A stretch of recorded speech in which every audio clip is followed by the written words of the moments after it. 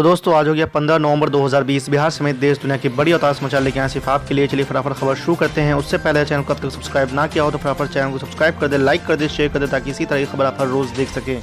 चलिए शुरू करते हैं आज की पहली बड़ी खबर। समाजवादी पार्टी के राष्ट्रीय अध्यक्ष अखिलेश यादव ने हाल ही में आए बिहार विधानसभा चुनाव के नतीजों पर प्रतिक्रिया दी है। कहा है कि लोकतंत्र में इतना धोखा किसी के साथ नहीं हुआ होगा जितना भाजपा ने वहां के लोगों के साथ किया है।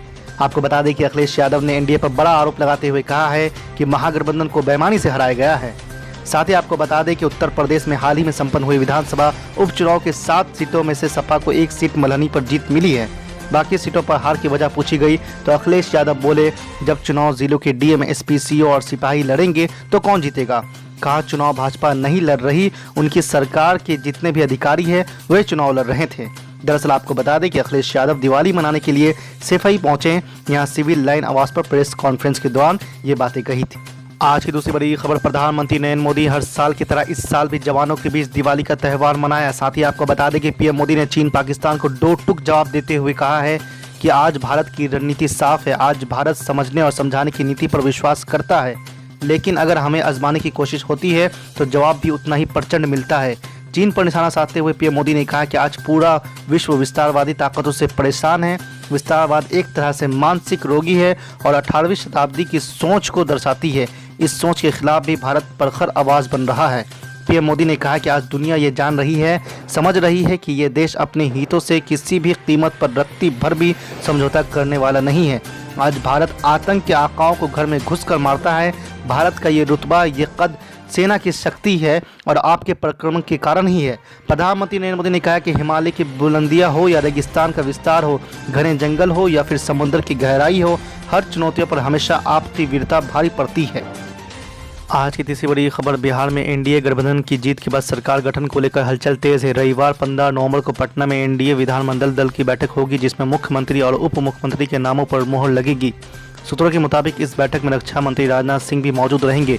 केंद्र सरकार में नंबर 2 राजनाथ की इस बैठक में रहने को लेकर अटकलों का दौर चल रहा है। माना जा रहा है कि बैठक में कुछ अहम फैसले हो सकते हैं। चर्चा ये भी है कि इस बार बीजेपी उप मुख्यमंत्री के तौर पर नया चेहरा ला सकती है। आपको बता दें कि रक्षा मंत्री राजनाथ सिंह की एनडीए विधानमंडल दल की बैठक में मौजूदगी की खबर से अटकलों का बाजार गर्म है। राजनीतिक विशेषज्ञों का कहना है कि राजनाथ सिंह बीजेपी के तो ताकतवर नेता है ही, जेडीयू में भी उनकी अच्छी स्वीकृति है। नीतीश कुमार के साथ उनके काफ़ी अच्छे संबंध हैं। जिस तरह का जनादेश इस बार बिहार में आया है उससे काफ़ी राजनीतिक पेचीदियाँ पैदा हो गई है।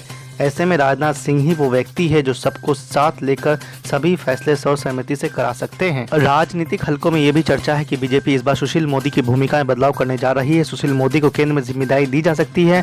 बिहार में किसी ऐसे चेहरे को उप मुख्यमंत्री का पद सौंपा जा सकता है जिसे बीजेपी आगे सीएम फेस के तौर पर पेश कर सके। आज की चौथी बड़ी खबर, असदुद्दीन ओवैसी की ऑल इंडिया मजलिस इत्तेहादुल मुस्लिमीन के पश्चिम बंगाल विधानसभा चुनाव में कूदने का ऐलान ममता बनर्जी के तृणमूल कांग्रेस के लिए बड़ी चुनौती हो सकती है। असदुद्दीन ओवैसी की पार्टी के आने से टीएमसी का अल्पसंख्यक वोट कटेगा। बिहार में असदुद्दीन ओवैसी की पार्टी को 5 सीटें मिली और पार्टी अगले विधानसभा चुनाव के लिए तैयारी में जुट गई है। आपको बता दें कि बंगाल में 2011 में वाम दल को मोर्चे को हराने के बाद ममता बनर्जी का पार्टी से अल्पसंख्यक वोटों का एक तरफा छत्रराज था। देश भर में कश्मीर के बाद पश्चिम बंगाल में सबसे अधिक 30% मुसलमान मतदाता है। ऐसे में असदुद्दीन ओवैसी की पार्टी के आने से मुस्लिम वोटों का बंटवारा संभव है। हालांकि ममता बनर्जी ने दावा किया है कि असदुद्दीन ओवैसी का असर सिर्फ हिंदी और उर्दू भाषी मुस्लिमों पर है। बंगाल के मुस्लिमों को लुभाने का उनकी बस की बात नहीं है। आज की पांचवी बड़ी खबर, अकबरुद्दीन ओवैसी ने बाढ़ में शादी के पैसे खोने वाले 23 महिलाओं के परिवार को चेक वितरित किए। ये अल्लाह का फजल करम है, नबी करीम सल्लल्लाहु अलैहि वसल्लम का सदका, औलिया अल्लाह की दुआएं कि हम एक मकसद को लेकर आगे बढ़ रहे हैं। और न सिर्फ ये बल्कि अब तक हमने करीब 80,000 खवातीन को मुख्तलिफ ट्रेनिंग्स के जरिए उनको हुनर के जेवर से आरास्ता किया। Beautician, beauty parlour, mehndi designing, spoken English, पकवान के क्लासेस, कैंडल्स या दूसरे कई तरबियत हमने दी और आज कई खवातीन अपने घरों में रोजगार हासिल कर रहे हैं हमारी तरबियत की वजह से। और फिर हालिया अरसे में लॉकडाउन हुआ था तो उस वक्त भी लोग काफी परेशान थे, तो हमने सालार मिल्लत एजुकेशन ट्रस्ट की जानिब से 1 लाख राशन के किट्स हमने तकसीम किया। और सिर्फ हल्के असम्बली चंद्रायन गुट्टे में नहीं, बल्कि शहर के हर इलाके से जहां कहीं से भी कोई भी भूखा आवाज देता था, तो हमारी टीम और हमारे लोग राशन के किट लेकर उनके दरवाजे पर दस्तक देकर उनकी मदद करते थे। और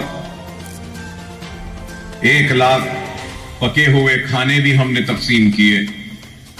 लॉकडाउन के वक्त रमजान के महीने में भी हमने इफ्तार का इंतजाम किया और रोजेदारों को रोजा खोलने के बाद भी ताम का इंतजाम किया। लॉकडाउन के वक्त हमने करीब 6.5 करोड़ रुपया सर्फ किया अपनी जानिब से, और गरीब मुस्तहीकीन परेशान हाल मुसीबत ज़दा लोगों की हमने मदद की। हमारे जानिब से जितना हो सकता था हमने किया। अल्लाह से दुआ है कि अल्लाह हमारे इन खिदमात को कबूल करे। काबिल मुबारकबाद हैं सारी टीम हमारे साथ, मेरे साथ, जिनका मैं समझता हूं कि शुक्रिया अदा करना लाजिम व जरूरी है, जिसमें हमारे नसीर गयास साहब हैं, समद बिन अब्दास साहब हैं, हमारे सईद साहब हैं, वहाब साहब हैं और जाहिद साहब हैं, और फिर जनाब नूरुद्दीन ओवैसी हमारे ट्रस्टी हैं सालार मिल्लत एजुकेशन ट्रस्ट के। उन्होंने भी काफी मेहनत की लॉकडाउन के वक्त। और उसके बाद में ये तालाब के पुश्ते के टूटने के बाद सैलाब जैसी सूरत हाल का सामना करना पड़ा शहर हैदराबाद को। सिर्फ चंद्रायन गुट्टा नहीं बल्कि पूरा शहर डूबा हुआ था। 117 बरस के बाद इतनी मूसलाधार बारिश हुई। जब तोगयानी आई थी तो जितनी सेंटीमीटर बारिश हुई थी उससे दुगनी सेंटीमीटर की बारिश हुई। तोगयानी आने के बाद ही उस्मान सागर व हिमायत सागर और मूसा नदी बनाई गई थी। उस वक्त 15 सेंटीमीटर थी, और फिर ये हालिया अरसे में जब बारिश हुई तो करीब 29 सेंटीमीटर की बारिश हुई। तो काफी तबाही बर्बादी हुई पूरे शहर में।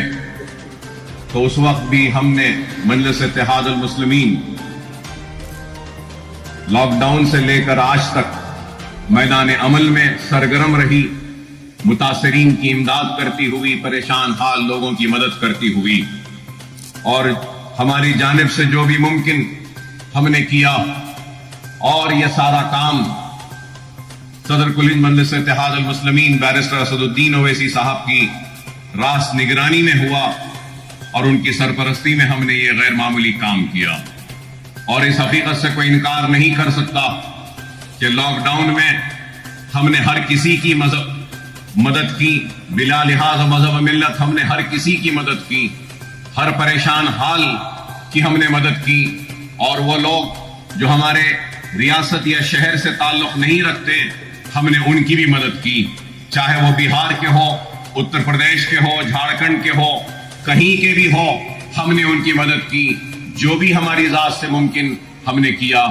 और हमारे कारकुनों ने घरों पे दस्तक देकर इमदाद पहुंचाई। ये सिलसिला जारी रहा। और फिर यह सैलाब के मुतासरीन की मदद के लिए भी हमने 33 अशिया पर मुश्तमिल 5000 किट्स करीब 2.5 करोड़ रुपये के हमने तकसीम किए। 33 अशिया उसमें थी। तो अनाज था, अनाज के साथ कपड़े थे, कपड़ों के साथ बर्तन था, बर्तन के साथ सोने के लिए शतरंजियां, बैठने के लिए चादर भी थी। ये सारी 33 अशिया हमने दी, जिसमें छोटे बच्चों के कपड़े भी थे, बड़ों के लिए भी कपड़े थे, कुर्ते पैजामे, लुंगी, और उसके साथ लेडीज के लिए मैक्सी भी थी।